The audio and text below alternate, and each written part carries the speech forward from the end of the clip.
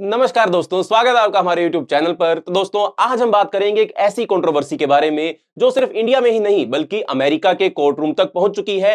हाँ, हम बात करेंगे गौतम अडानी और उनकी कंपनी पर लगाए गए ब्राइबरी के एलिगेशंस के बारे में, जो सिर्फ भारत का इशू नहीं है बल्कि ग्लोबल अटेंशन ग्रैब कर रहा है। बट ये सवाल उठता है, आपके मन में भी उठना चाहिए कि अगर अगर ब्राइबरी इंडिया के अंदर हुई तो अमेरिका का इससे क्या लेना देना। आइए इस कॉम्प्लेक्स इशू को सिंप्लीफाई करते हैं, स्टेप बाय स्टेप इसको पूरे को समझने की हम कोशिश करते हैं। पर उससे पहले, चैनल का नाम है दिया ये सब, मेरा नाम है राही मेहता। आइए समझते हैं इस पूरे इशू को। तो दोस्तों, पहले बैकग्राउंड समझते हैं इस पूरे केस का। तो बात शुरू होती है 2020 से, जब अडानी ग्रीन एनर्जी और एज्योर पावर, जो कि एक अमेरिकन कंपनी है, इन दोनों को एक 12 गीगावाट सोलर एनर्जी प्रोजेक्ट के लिए कॉन्ट्रैक्ट मिलता है। यह project solar energy corporation of India यानी कि SECI का था, जो कि एक इंडियन गवर्नमेंट की ऑर्गेनाइजेशन है। पर प्रॉब्लम यह थी कि SECI के इलेक्ट्रिसिटी प्राइसेस को Indian state electricity distributor accept करने को तैयार नहीं थे। अब होता क्या है ना, भारत में इलेक्ट्रिसिटी प्रोड्यूस कोई और कंपनी करती है पर उसको डिस्ट्रीब्यूट कोई और कंपनी करती है। तो यहां पर प्रोडक्शन जो थी वो अडानी ग्रीन्स के पास थी, जिसके साथ एज्योर पावर का एक कॉन्ट्रैक्ट था। पर अब जब इनको अपनी बिजली बेचनी है तो ये सरकारी डिस्ट्रीब्यूटरिंग कंपनी को ये बिजली बेचने का काम करेंगी। बट इनके बीच में मिसमैच था। अडानी ग्रुप जो था वो ज्यादा महंगी बिजली बेच रहा था, पर सरकारी डिस्ट्रीब्यूटिंग कंपनी जो थी वो उस महंगे दामों पर बिजली खरीदने के लिए तैयार नहीं थे। प्राइस ज्यादा होने की वजह से पूरा का पूरा डील जो था वो लटक गया। तभी अमेरिका की सिक्योरिटीज एंड एक्सचेंज कमीशन, जिसे SEC के नाम से भी जाना जाता है, और उसके साथ ही डिपार्टमेंट ऑफ जस्टिस, जिसे DOJ के नाम से जाना जाता है, उसका ध्यान इस केस पर चला गया। आइए इसे थोड़ा और सिंप्लीफाई करते हैं। दोस्तों, 2020 से 2024 के बीच में Adani energy and azure power ने इंडियन गवर्नमेंट के साथ एक बड़ा सोलर एनर्जी प्रोजेक्ट साइन किया। यह प्रोजेक्ट 12 गीगावाट सोलर एनर्जी के लिए था, जो solar energy corporation of India के लिए बनाया गया था। प्रॉब्लम तब शुरू होती है जब स्टेट इलेक्ट्रिसिटी बोर्ड SECI से इलेक्ट्रिसिटी लेने को तैयार नहीं थे, क्योंकि प्राइसेस काफी ज्यादा थे।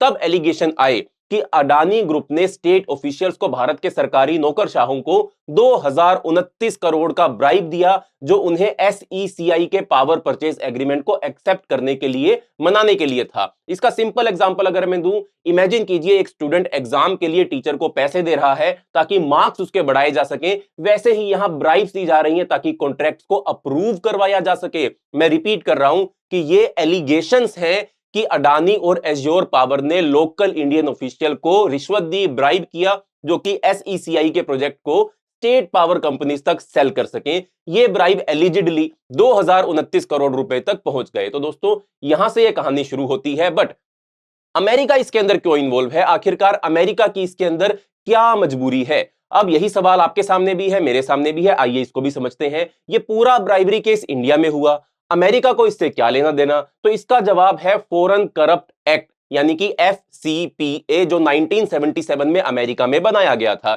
यह कानून कहता है कि अगर कोई भी कंपनी अमेरिका में ऑपरेट करते हुए फॉरेन ऑफिशियल्स को ब्राइब देती है तो इसको क्राइम माना जाएगा। अब हम जानते हैं कि अडानी पावर जो, या अडानी ग्रीन जो है, वो अमेरिका में भी ऑपरेट कर रही है, वो अमेरिका की मार्केट से फंडिंग उठा रही है। इस केस में एज्योर पावर, जो अडानी ग्रुप के साथ अटैच्ड है, वो न्यूयॉर्क स्टॉक एक्सचेंज में भी लिस्टेड है। Adani green energy US investor से बॉन्ड के जरिए फंड रेज करती है।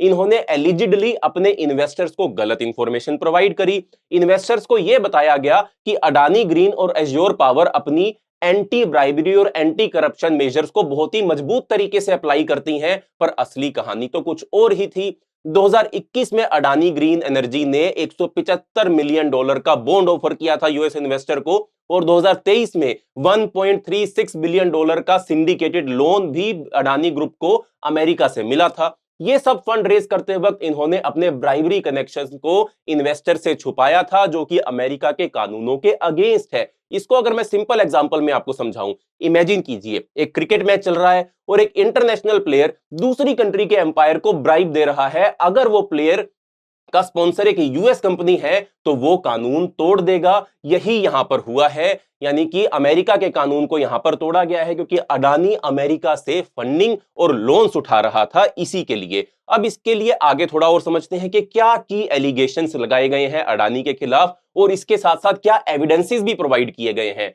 तो दोस्तों, अमेरिका के department of justice and security exchange commission documents में ये कहते हैं, व्हाट्सएप मैसेजेस और ईमेल्स का जिक्र वो करते हैं जो कि एलिजिडली ब्राइबरी स्कीम्स का सबसे बड़ा प्रूफ बन जाते हैं। फॉर एग्जांपल, एक व्हाट्सएप मैसेज जो है वो डिपार्टमेंट ऑफ जस्टिस ने पेश किया जिसमें सागर अडानी, जो कि गौतम अडानी के भतीजे हैं, उन्होंने ये मैसेज भेजा था किसी ऑफिशियल को that we have doubled the incentives to push for this acceptance. ये इंसेंटिव्स डायरेक्टली ब्राइब्स के लिए कोड वर्ड था, यानी कि सागर अडानी एक व्हाट्सएप मैसेज में किसी को बता रहे हैं कि हमने इस प्रोजेक्ट को अप्रूव करवाने के लिए जो ब्राइब पहले डिसाइड की थी अब उसको डबल कर दिया है, उस इंसेंटिव को डबल कर दिया है। ये एलिजिडली आरोप लगाया जा रहा है। इसके साथ एक और शॉकिंग डिटेल भी सामने आई जो अमेरिका ने ही सामने रखी, डिपार्टमेंट ऑफ जस्टिस ने ही सामने रखी।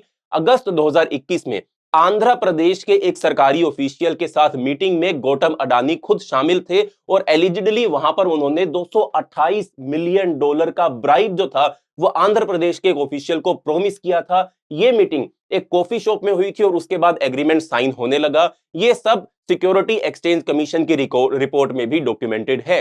यह सिर्फ एक बिजनेस डील नहीं थी, यह पूरी एक स्ट्रेटेजी थी जो ब्राइब्स के थ्रू चल रही थी, ऐसा आरोप लगाया जा रहा है। इसके बाद आगे क्या हुआ? अडानी ग्रुप ने अपने डिफेंस में क्या बोला? अडानी ग्रुप का कहना है कि ये कंट्रोवर्सी बहुत ही ज्यादा बेसलेस है। अडानी ग्रुप ने इसको मानने से पूरी तरीके से इनकार कर दिया। बट इस कंट्रोवर्सी की वजह से अडानी ग्रुप के शेयर्स में $27 बिलियन का नुकसान देखा गया। अडानी ग्रीन एनर्जी ने को अपना $600 मिलियन का बॉन्ड सेल भी कैंसिल करना पड़ा।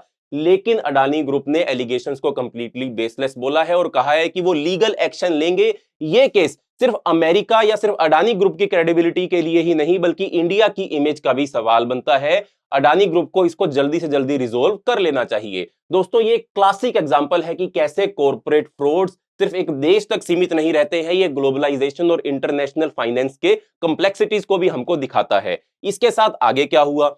कीनिया, जहां पर अडानी ग्रुप बहुत सारे प्रोजेक्ट्स के अंदर इन्वॉल्व था, उन्होंने भी कई सारे प्रोजेक्ट्स जो है वो कैंसिल कर दिए। रिसेंटली कीनिया ने अडानी ग्रुप के सोलर प्रोजेक्ट को कैंसिल कर दिया। उनका कहना है कि उन्होंने ट्रांसपेरेंसी के इशू और अडानी ग्रुप की रेपुटेशन की वजह से यह डिसीजन लिया है। इसका मतलब यह है कि ब्राइबरी केस ग्लोबल लेवल पर अडानी के लिए बहुत बड़ा इंपैक्ट क्रिएट कर रहा है। इसको अगर मैं सिंपल एग्जांपल में आपको समझाऊं, जैसे एक स्टूडेंट का चीटिंग स्कैंडल जब सारे स्कूल के में फैल जाए, वैसे ही अडानी के डील सब पूरे ग्लोबल फैल चुके हैं, पूरी दुनिया को इसके बारे में पता लग रहा है और एलिजिडली ये भी है, अभी पूरे आरोप साबित नहीं हुए, सजा नहीं हुई है। इसलिए हम यहां पर थोड़ा सा बेनिफिट ऑफ डाउट जो है वो गौतम अडानी और उसकी कंपनी को जरूर देंगे। इसके साथ ही आखिरकार अमेरिका के साथ अडानी ग्रुप के कौन कौन से कनेक्शंस हैं, इनको भी हम समझ लेते हैं। तो दोस्तों, अडानी ग्रुप का अमेरिकन बैंकों के साथ काफी क्लोज कनेक्शन है। जेपी मॉर्गन, मॉर्गन स्टैनली, ये दोनों ऐसे इंस्टीट्यूशंस हैं जिन्होंने अडानी के सोलर प्रोजेक्ट के लिए लोन्स और फंडिंग प्रोवाइड की थी।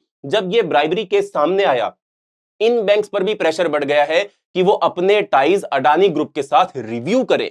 अडानी ने अपने प्रोजेक्ट्स के लिए $1.36 बिलियन का सिंडिकेटेड लोन भी अमेरिका से रेज किया है, जो ग्लोबल इन्वेस्टर से कलेक्ट किया, अमेरिका से कलेक्ट किया। अब ये इन्वेस्टर भी सोच रहे हैं कि क्या वो अपने पैसे वापस ले सकते हैं। इसको अगर मैं सिंपल एग्जांपल में समझाऊं, जैसे कि एक दोस्त से लोन लेके आप उस पैसे को गलत यूज करते हो, तो वो फ्रेंड भी आपको डाउट करेगा, दूसरे फ्रेंड भी आपको डाउट करने लगेंगे। यूएस इन्वेस्टर्स भी अडानी पे ट्रस्ट अब धीरे धीरे लूज कर रहे हैं। अब इससे हमको क्या टेक अवे मिलता है और इसकी फ्यूचर इंप्लीकेशन क्या हो सकती हैं? तो दोस्तों, इस केस से हम सबके लिए ये लेसन है। पहला, इंटरनेशनल इन्वेस्टर्स के लिए ट्रस्ट और ट्रांसपेरेंसी सबसे इंपॉर्टेंट होते हैं। दूसरा, ग्लोबल लॉज जैसे एफसीपीए काफी स्ट्रिक्ट होते हैं और एक देश में हुई करप्शन दूसरे देश के इन्वेस्टर को भी इंपैक्ट कर सकती है। इस केस से हमको यही सीखने को मिला, पहला यही कि एथिकल बिजनेस प्रैक्टिसेस हर कंपनी के लिए जरूरी है। अगर ट्रांसपेरेंसी नहीं होगी तो इन्वेस्टर का ट्रस्ट टूट जाएगा। दूसरा, ग्लोबलाइजेशन के एरा में एक कंट्री का फ्रॉड दूसरी कंट्री को डायरेक्टली इंपैक्ट करता है। अडानी ग्रुप को अपनी रेपुटेशन के लिए अब अग्रेसिव स्टेप्स लेने होंगे, वरना उनका ग्लोबल एक्सपेंशन जो है वो रुक भी सकता है। तो दोस्तों, ये था एक detailed analysis Adani bribery case का और अमेरिका के इसमें इन्वॉल्वमेंट का। आपका क्या सोचना है? आपको क्या लगता है कि ये एलिगेशन सही है या अडानी ग्रुप सिर्फ विक्टिम है इस ग्लोबल पॉलिटिक्स का? नीचे कमेंट्स में जरूर बताएं। अगर वीडियो पसंद आया हो तो लाइक करें, शेयर करें और ऐसे ही इनसाइट्स के लिए चैनल को सब्सक्राइब करना मत भूलें।